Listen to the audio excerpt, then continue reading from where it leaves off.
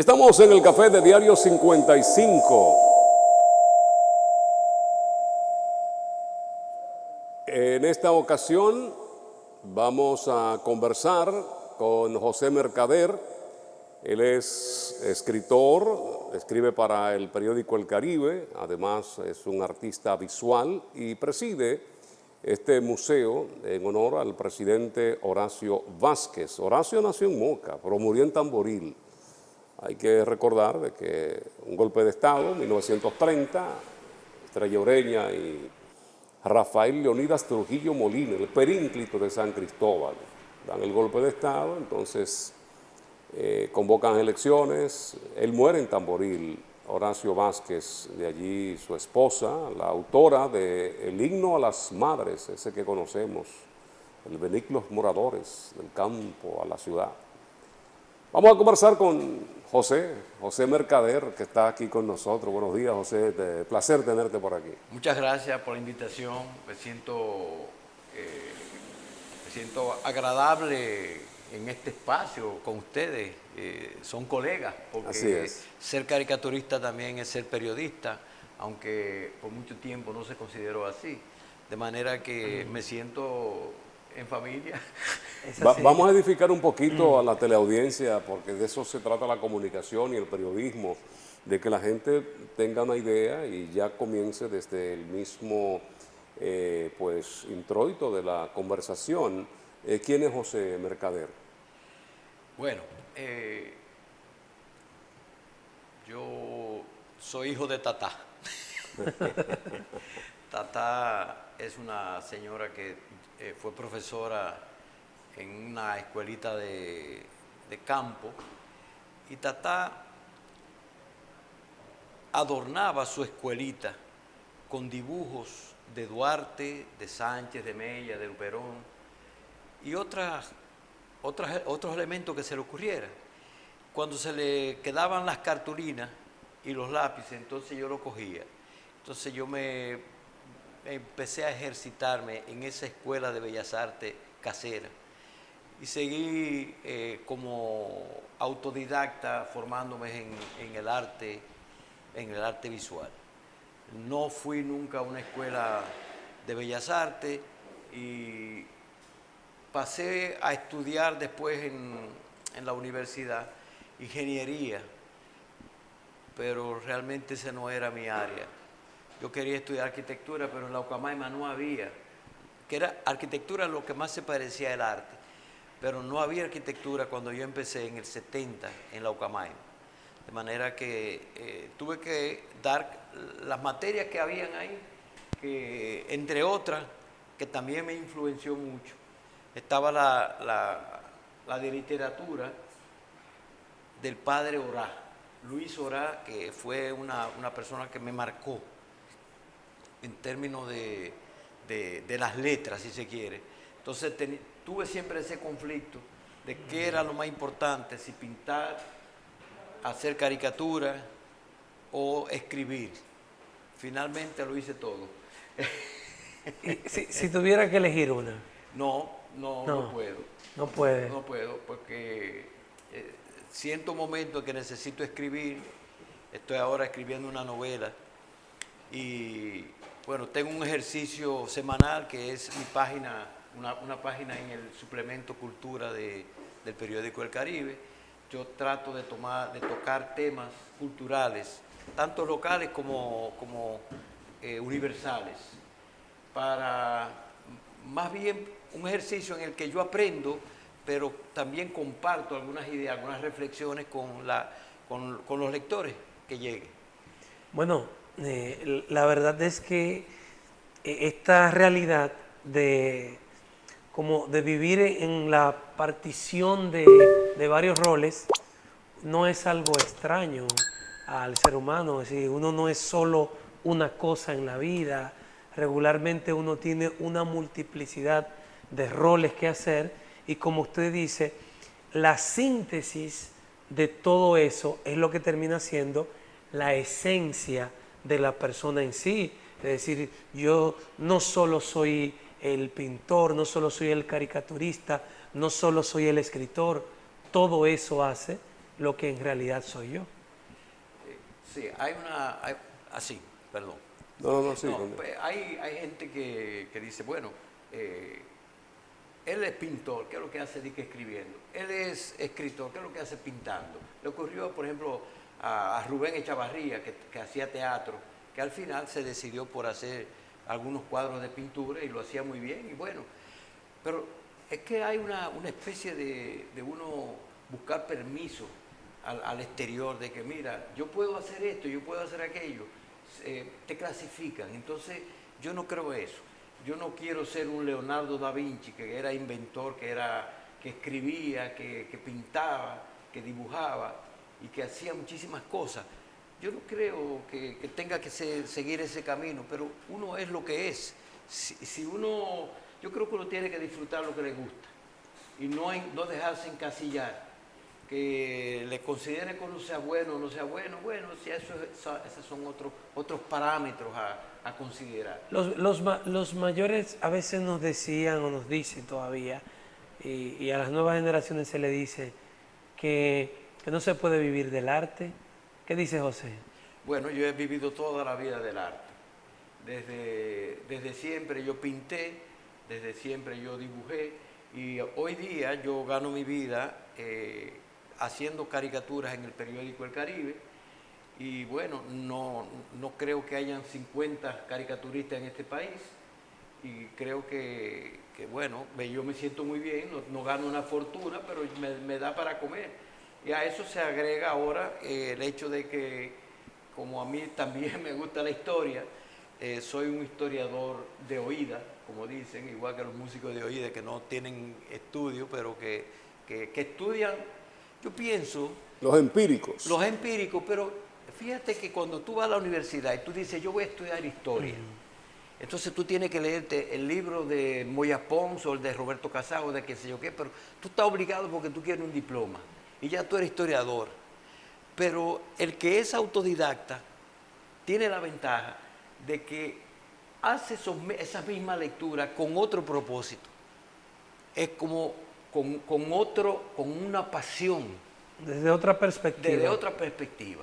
Tú tienes una pasión para hacer estudios, y cuando tú haces esos estudios, al final, yo creo que tú le llevas un poquito más de ventaja a aquel que tiene un diploma. Y es un problema que tenemos muchas veces en las clasificaciones de los diplomados.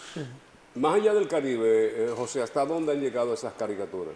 Antes yo tenía como colaboración, hay un periódico todavía digital en España que se llama rebelión.org, y yo siempre colaboraba y se publicaba y se conocía, era al principio de la era digital, y eso se difundió bastante y yo me di a conocer por ahí, pero yo me di a conocer más antes.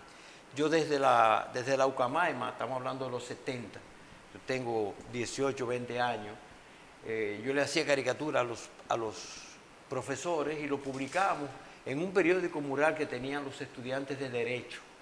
Entonces todos los jueves se cambiaba y era una multitud arriba del periódico.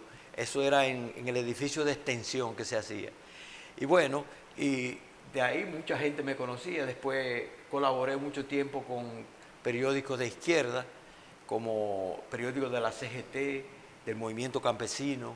Después un proyecto que había de periódico de Corecato mezclado con una serie de cosas de otros pedazos de partidos que quedaban, y había un proyecto de un partido socialista. Y había un periódico y yo era el caricaturista. Qué bueno que estamos hablando de esto precisamente en la víspera del Día del Periodista, en el mes del periodista dominicano. ¿Qué le permite a la caricatura encontrar un espacio en el periodismo? Hoy día, cuando enseño periodismo en la universidad, hay que dedicar una clase al tema caricatura. Cuando estamos viendo las subespecialidades dentro de los tipos y las formas de periodismo, hay que dedicar una clase a analizar la caricatura. ¿En qué momento, qué sucede, qué hace posible que la caricatura encuentre un espacio dentro del periodismo? Porque como que a simple vista no parece que haya una fusión natural. Ah, bueno. Bueno, la caricatura tiene una historia muy larga, sería quizá motivo para un programa completo, pero desde siempre la caricatura ocupó una parte importante en cualquier espacio visual, en cualquier plataforma de papel, vamos a decir. Sin embargo, en el país nosotros copiamos de Estados Unidos una modalidad de hacer caricatura a partir de un texto editorial. Y entonces como que no tenía tanta gracia. En ese momento yo no considero el caricaturista de esa época como un periodista. Yo lo considero más bien como un ilustrador. En el momento en que, por ejemplo, en México hay una serie de caricaturistas que rompen con esa forma de hacer caricatura, de ilustrar el editorial. El editorial habla hoy de, mira, lo que ustedes estaban hablando del peaje, entonces hay un ilustrador, un dibujante, que te dibuja un carrito pasando por el peaje. Bueno, no tiene gracia porque ya tú lo dijiste. Sin embargo, en México, unos caricaturistas dijeron, no, nosotros vamos a tocar el tema que nosotros querramos y lo vamos a ilustrar. Entonces, a partir del punto de vista de ellos, entonces convirtieron la caricatura en una opinión particular del caricaturista. Entonces, en ese momento, la caricatura es periodismo y es interesante. Que casi siempre es un tema de actualidad. Es un tema, siempre tiene que ser un tema de actualidad. Eso diferencia al caricaturista del ilustrador. El caricaturista presenta su propia perspectiva. Vamos a responder después de Xiomara. Bueno, primero el café. No espera mucho la dama. Que ¿verdad? viene con un café Santo Domingo sabroso. Así es. Bueno, ahí está la promoción ya, Xiomara. Xiomara, qué bueno, gracias. No tengo que hacerla ya. Este es el mejor café del mundo, ¿verdad? Aquí tenemos el tapa roja, que es el tradicional, y el verde, que es el descafeinado. Café Santo Domingo, lo mejor de lo nuestro. Qué bueno. Entonces decíamos, esto es la diferencia principal entre un caricaturista y un ilustrador. Sí, cuando el caricaturista tiene su personalidad. Porque fíjate qué pasa, que tú vas a la escuela a la escuela de comunicación en arte, y hay una parte que es artes visuales. El que es ilustrador aprende a hacer dibujo, aprende a hacer caricatura, aprende a ser animado hoy día, y una serie de elementos que le permite trabajar en una publicidad para ilustrar cualquier elemento que se quiera comunicar. Por ejemplo, el Café Santo Domingo, hay que hacerle las letras, tipo de letras. Eso es un ilustrador, un publicista. Pero si a él le dicen que a Café Santo Domingo hay que ponerle 2 muñequitos, él también lo puede hacer.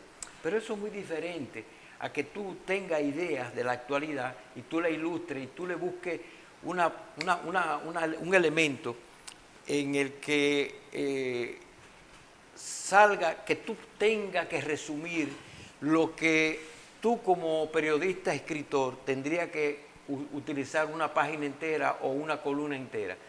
El caricaturista te lo va a hacer en una viñetita y muchas veces sin decir una sola palabra, como aquellas sin palabras que habían en la revista. Siempre tiene una carga de humor la caricatura. No necesariamente. Hay que diferenciar la caricatura política de la caricatura de humor general.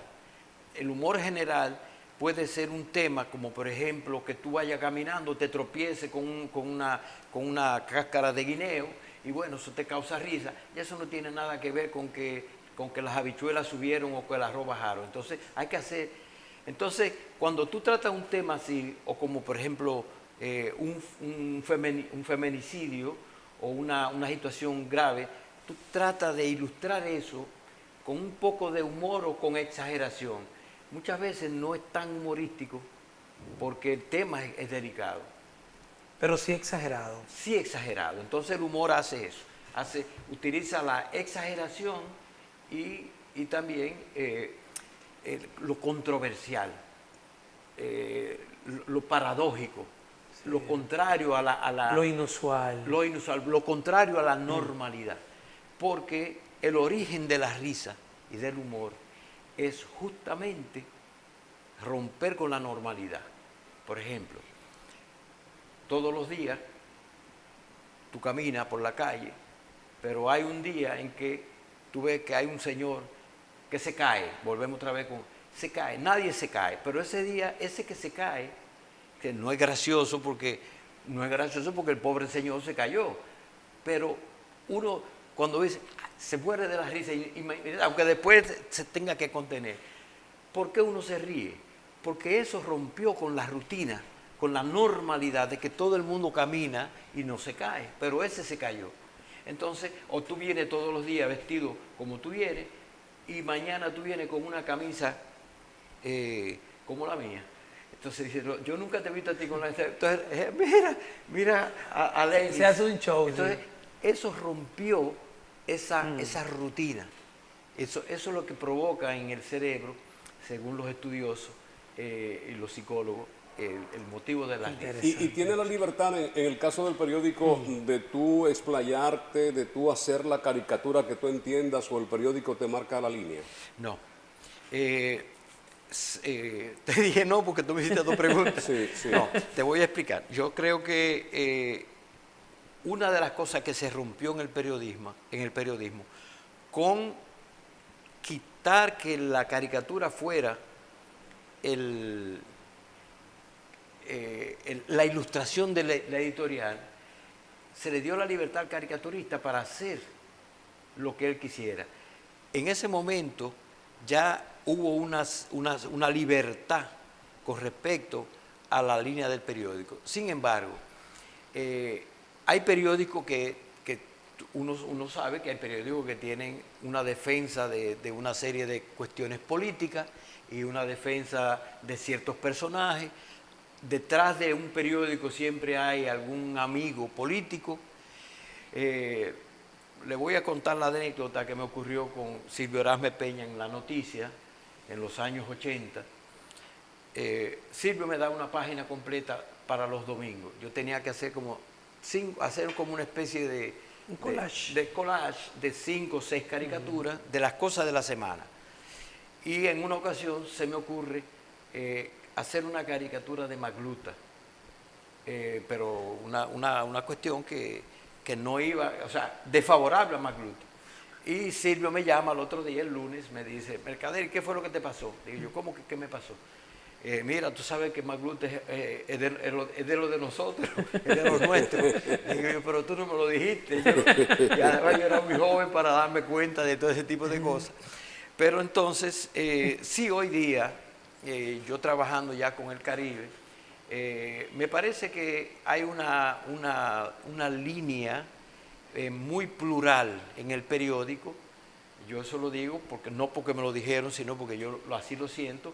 Y conmigo se ha permitido, quizás porque ya yo me lo gané, se ha permitido que yo pueda elegir el tema. Y claro, como decíamos ahorita, fuera de cámara, hay cosas que por ética y por razones lógicas uno no toca. No es una autocensura, pero uno sabe que tiene que tener, uno no puede atacar y decir y tratar de hacerlo lo más, tratar de educar, hacer reír y hacer una serie de cosas.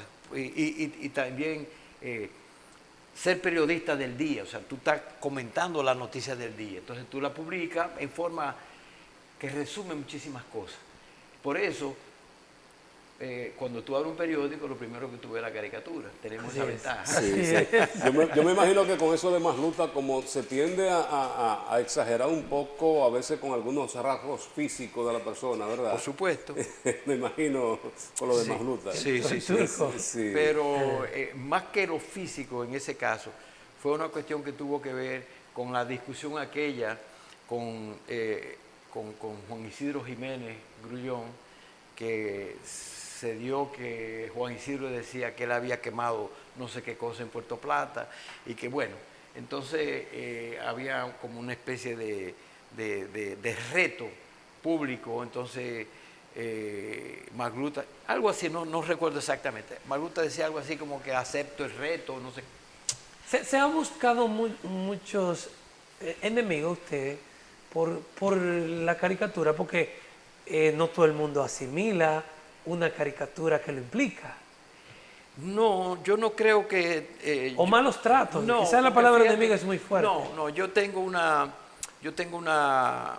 forma de ser que la heredé también de mi mamá, que es la amabilidad y la cortesía y el respeto.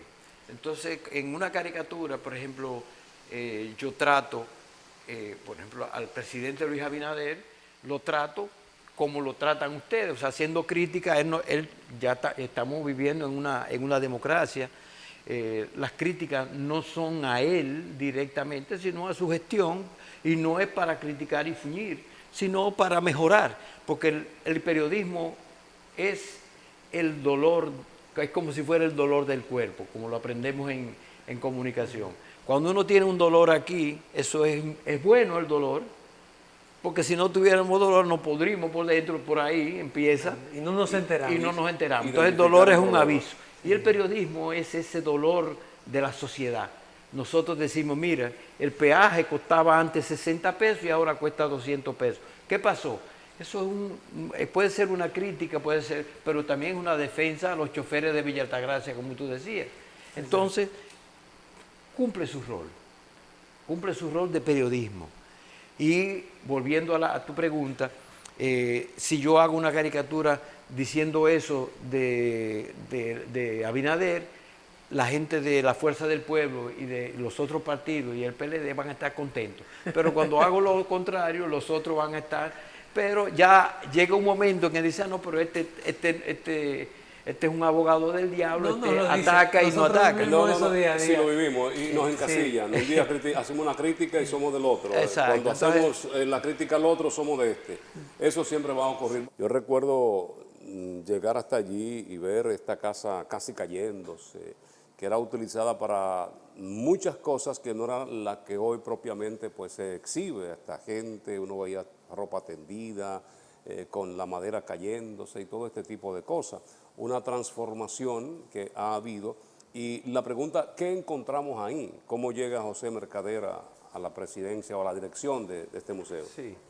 Mira, tengo que decir algo antes, porque tú dijiste que tú pasabas por allá y veías la casa derrumbándose. Hay gente que no entiende por qué esa casa, que tiene un valor histórico, se deterioraba y nadie le hacía caso. Entonces, yo mismo no lo entendía. Después me descubrí, porque es una cosa que te llega, cualquier elemento te explica muchísimas cosas. Y la clave está en que es la casa de Horacio. Entonces, los gobiernos que siguieron fueron todos antihorascistas, por supuesto. Trujillo, primero, como tú decías ahorita, que le dio golpe de Estado a Horacio. Después Balaguer, que es lo mismo a continuación de Trujillo. No, y que fue muy largo, Trujillo fue muy largo. Trujillo fue muy largo y Balaguer también. También, sí. Entonces ninguno de los dos podían resaltar la figura de Horacio haciéndole un museo donde él vivió. Eso era imposible. Después uno sabe los compromisos políticos que hubo y eso impidió también que eso se realizara. Pero hay un elemento que es el que da la chispa para que esa casa se rescate. Y es que el papá de Luis Abinader, don José Rafael Abinader, nació en Tamboril. Él vino, el abuelo de él vino, se instaló, era contable de los Dumí, primero de Baduit Dumí, que eran los dueños de tienda aquí, el Louvre, entre otros. Y Yapur. Yapur Dumí, que era hijo de Baduit. Entonces ellos hicieron una casa allá en Tamboril y al lado él le permitió al abuelo de Luis Abinader vivir, y era el contable de Baduit Dumí. Entonces, don José Rafael vive en Tamboril, nace y vive hasta los 11 años y viene a Santiago. En Santiago ya hace estudios, después se va a la capital y se le queda en la recámara el recuerdo sabroso, importante que uno tiene de nuestra niña, que son los años mejores, de su Tamboril. Entonces regresa ya cuando tiene bastante edad y reconoce muy pocos espacios. La iglesia, que no sé, que había hecho pequeños cambios, pero estaba en el mismo sitio. También otros pequeños comercios que todavía estaban. Y alcanza a ver la casa de Horacio, donde él jugaba de niño. Y la ve en ese estado. Entonces, él había llegado a Tamboril a hacer una donación de un busto de Eugenio María de Hostos, porque Hostos es padre de la educación. Él, como educador, decía que el mejor regalo que le podía hacer a Tamboril era un busto a Hostos para que se siguiera el ejemplo en términos educativos. Pero ese espacio, el ayuntamiento le asigna un pequeño parquecito que hay frente a la casa de Horacio, y ahí se coloca. Entonces, él ve la casa y él se compromete. Él dice que él quiere, él puede incluso financiar para que se restaure. Luis Abinader en ese momento es candidato, no es presidente, y gana Luis Abinader. Entonces, Luis Abinader, cuando gana, él dice que esa es una de las primeras cosas que él va a hacer, o sea, honrar la memoria de las su palabras padre y de su deseo. Sí. Y entonces se hace la restauración de la casa. Yo trabajo para Manuel Estrella, que es el director, es el dueño del periódico El Caribe. Y bueno, él sabía que yo era ingeniero de oída también, junto con otros amigos que son muy cercanos. Y entonces se constituyó un equipo por designación del presidente, de restaurar la casa. Sin embargo, la casa no se pudo restaurar. Restaurar es un término que significa arreglar. Sí. La casa no se podía arreglar. Sin que pierda sus elementos. Sin que pierda sus elementos históricos, sus elementos originales.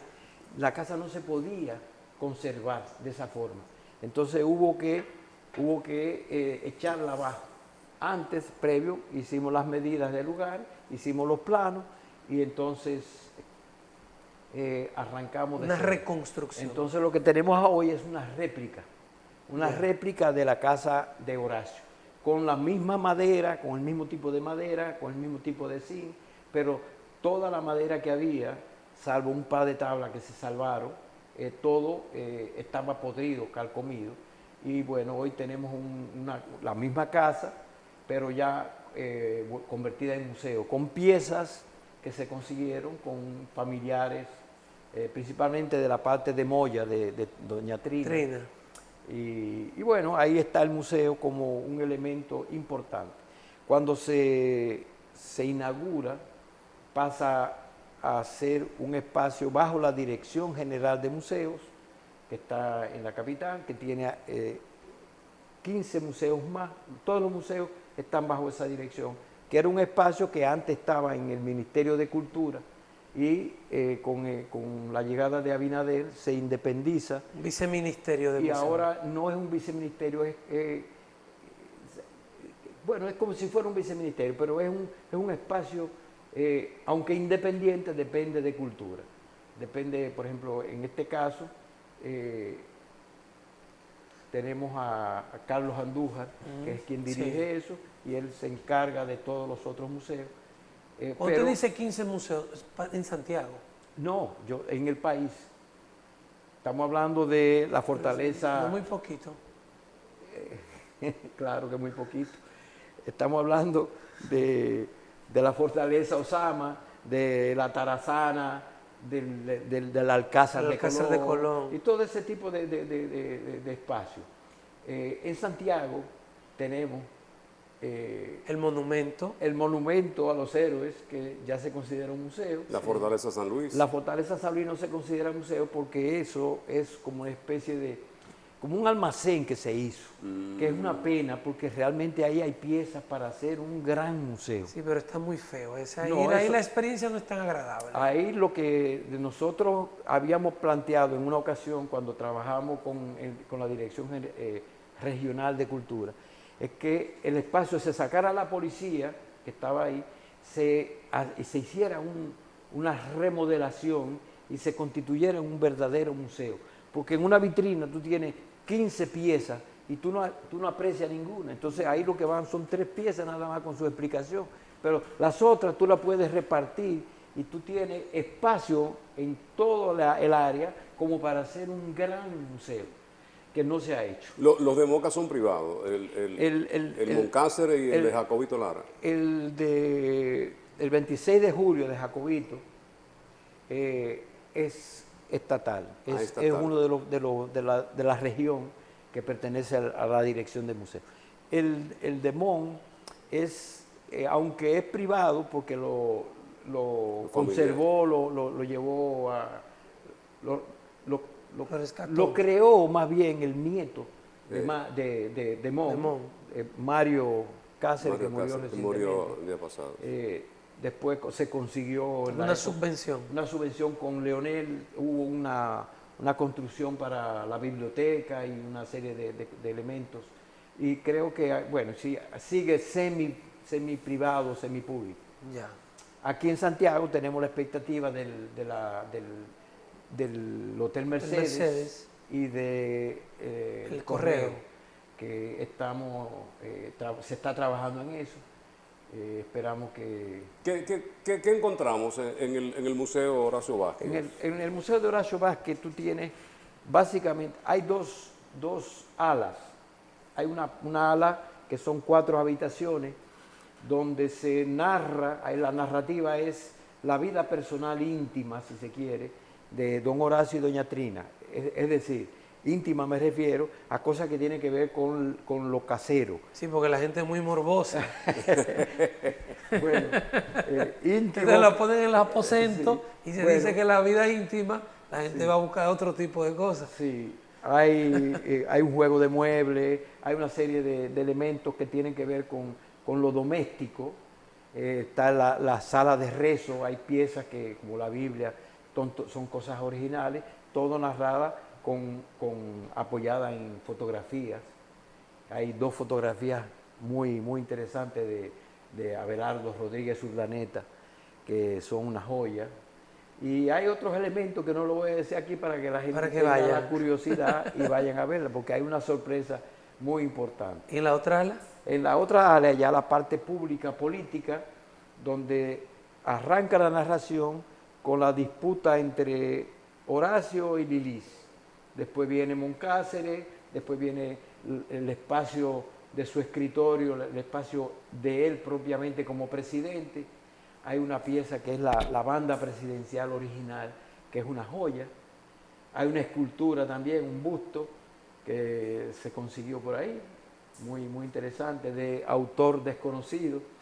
Y hay otra sala que tiene que ver con el legado que nos dejó Horacio, tanto como presidente como en su vida particular económica. ¿Y el legado de Trina de Moya? ¿Se legado referencia? de Trina se narra menos porque realmente se quiso hacer énfasis en la figura del presidente.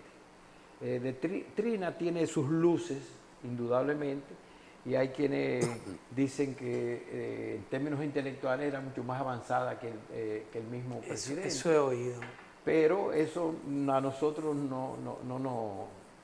O sea, lo importante para el público es saber que esa casa es hoy un museo del presidente Horacio Yo Vázquez. lo pregunto, como hay un ala en el que se cuenta un poco Se cuenta la vida de ellos, sí, ¿no? Pero sí. Hay una parte que se narra bastante sobre la vida de doña Trina, incluso hay una grabación del himno de la madre que tú mencionabas, y fotografías de ellos dos en el exterior, en el parque enfrente, hay una escultura de ellos dos sentados en un banco donde la gente se toma su foto y su cosa, muy bien realizado. ¿para quiénes está pensada la propuesta de este museo?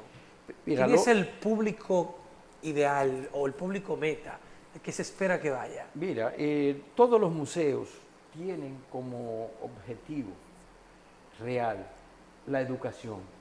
Muchos la educación histórica, otros la educación simple y llanamente de un tema específico. Nosotros también nos sumamos a eso. La educación es para nosotros el eje central del propósito de este museo. Aquí se quiere que el estudiante, que no haya en el Cibao un estudiante que no sepa que don Horacio vivió en esa casa, que no es lo mismo que leerlo en un texto, sino sentir que tú caminas por donde él caminó, ver el escritorio donde él se sentó. No es lo mismo que cuando, por ejemplo, yo como pintor voy al Louvre en París y me pongo frente a la Mona Lisa, o a un Delacroix o a un Chasseriot. O la Venus de Milo. Entonces tú dices, la magia, mucha gente lo ve ya y se va y dice, pero mira que muy interesante porque es diferente a la lámina que yo vi en el libro, qué sé yo qué. Pero para uno que tiene ya otra experiencia, uno siente que el pintor está frente a él. Dice, pero mira, el pintor estuvo frente a esto y estuvo pintando, qué cosa más maravillosa. Entonces eso mismo nosotros queremos que no solamente los estudiantes, sino el público general sienta y haga un viaje a la historia, hacia el pasado, y vea, bueno, por aquí estuvo don Horacio, que mira qué interesante, que tanto que luchó y que tanto fuñó, pero mira, y era aquí que vivía. Qué interesante eso. Eso nosotros queremos transmitirlo. ¿Cuáles son los horarios de puertas abiertas al público? El museo está abierto todos los días, salvo el lunes. El lunes por cuestión de mantenimiento y por una cuestión que se eligió así en todos los museos de manera internacional. Todos los museos cierran el lunes para darle mantenimiento, para hacer reuniones, para hacer lo que sea. Pero solamente el lunes no se abre. Y después los otros días, incluyendo sábado y domingo, de 10 de la mañana a 5 de la tarde, corrido, siempre está abierto. El precio es realmente pírrico, si se quiere. Simbólico. Una colaboración. Es una colaboración, es 50 pesos para adultos y 20 pesos para estudiantes. De manera que todo el mundo que quiera, por una cuestión de precios, no es verdad que... También nosotros tenemos la apertura a gente que, por ejemplo, llegó y, bueno, yo quiero ver el museo, pero yo no tengo un centavo encima, también se les deja entrar. O sea, ¿son guiadas las visitas? La visita tiene, nosotros como museo contamos con 3 guías que ya se han adiestrado, tienen un guión para explicarle al público. También tenemos guardianes de sala, que son los que impiden que la gente se pueda sentar en las piezas, muebles, sí, las piezas del museo, y tocar las piezas, ¿no? Ellos preservan eso. Además, tenemos un espacio atrás que es la jardinería, que es como si fuera un parque donde la gente puede ir a tomarse su foto y tomarse su café y menos tomar bebidas alcohólicas. No. O sea, mire, antes de irnos al corte, hay con el Ministerio de Cultura hay un tema que nunca tiene cuarto, siempre está en mala. Todo el gasto administrativo, el financiamiento, se cubre por el Ministerio de Cultura. Nosotros tenemos esa cuota que pedimos como colaboración, no alcanza para pagarle ni siquiera a un empleado, pero se deposita y se va. Y hay una cuota asignada por el Ministerio de Cultura, que es de quien depende. La Dirección General de Museos. Es importante ese tema, yo lo voy a hacer muy breve, porque yo sé que ya vamos a la pausa o a terminar. Cultura es un tema sumamente importante en cualquier gobierno. No sé de dónde le salió a qué gobierno y de dónde heredamos nosotros que cultura no da voto, que cultura no hay que ponerle atención, cuando es todo lo contrario.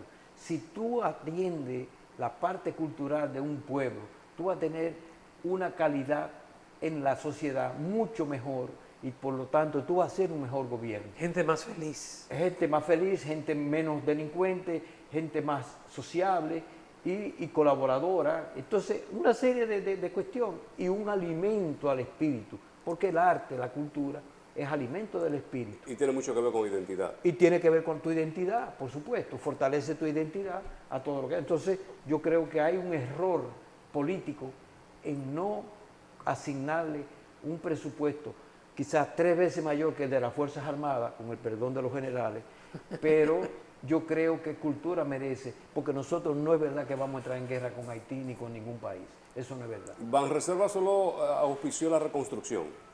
Banreserva es uno de nuestros grandes patrocinadores y de hecho por eso tenemos afuera la bandera como homenaje o como símbolo de que Banreserva está involucrado en este proyecto. ¿Y la alcaldía?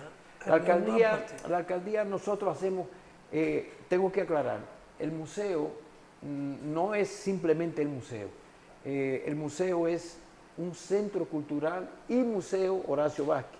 Incluso lo que tenemos ahora es una primera etapa del proyecto. La segunda etapa es la construcción de un espacio donde hayan aulas para dar clases, una especie de bellas artes pequeñas que pueda hacerse actividades culturales, poesía, pintura, teatro, baile, etcétera, etcétera. Perdón, ¿la alcaldía está apoyando en ese sentido o tiene algún tipo de compromiso? Nosotros con las actividades culturales, ya no como un museo, porque el museo está establecido ahí, sí. Con las actividades culturales nosotros nos hermanamos con la alcaldía y de hecho tenemos un espacio que es la biblioteca, que es de la alcaldía y hacemos actividades cuando es bajo techo y otras cuestiones. Porque sí. Antes la alcaldía era quien administraba o manejaba. La alcaldía no, era la iglesia quien tenía el control de eso. Con la alcaldía tenemos espectáculos alguna vez en el parque. Queremos nosotros retomar el son cada domingo, como hace Queca, un Queca en miniatura. Son está de moda. Pero con el apoyo de la alcaldía. Siempre tenemos una buena relación con Angiolino, que ha hecho un trabajo muy bueno. Pero mire qué raro. pero yo puedo decir que ha habido un descuido en la parte cultural. Eso no es solamente un problema de él, sino es un problema que se generaliza en el país entero. Y yo creo que a estos días hay que ponerle quizás más atención. Una pregunta más al artista. ¿Qué le hace emigrar a Canadá? Tú sabes que hay un refrán en Cibao que dice que un pelo jala más que la yunta de un buey. Una yunta de buey. Tú lo arreglas como tú quieras, pero ahí resumo. Ya, una faldita. Muy bien. Pero el buen hijo de su casa vuelve. Porque no solamente del arte vive el hombre. Pero Canadá es un espacio invivible para un dominicano, para un caribeño. Yo me adapté por muchos años y tengo mis hijos allá, pero llegó un momento en que ya yo no aguanté. Yo me dije, no, yo me tengo que ir porque yo no puedo seguir viviendo. Viajo de vez en cuando, pero realmente el frío de allá no se puede imaginar. No es el frío de Nueva York.